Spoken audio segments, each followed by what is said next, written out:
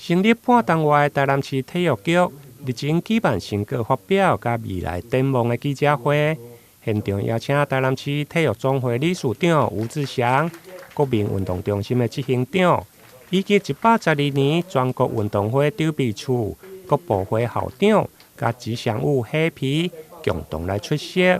一方面除了呈现过去的成果，另外局长嘛说明未来的发展目标甲愿景。到目前为止呢，全国运动会大概就是我们今年一个最大的重头戏。那接下来呢，我们也要办理3月份的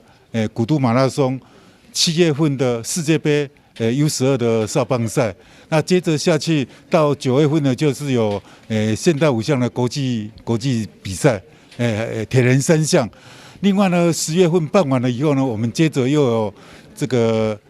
曾文水库马拉松。还有全国的中等学校的田径比赛，所以年度来讲呢，比赛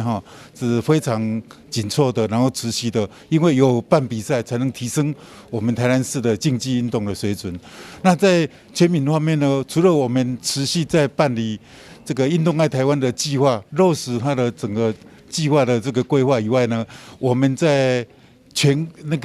我们市区里边的运动场馆里边，我们的规划的这个在明年一定要确定10所这个运动中心。局长强调，台南过了16冬再度申办全国的运动会，是体育局今年上重要的工作目标，同时也是国内规模上大的综合性运动赛事。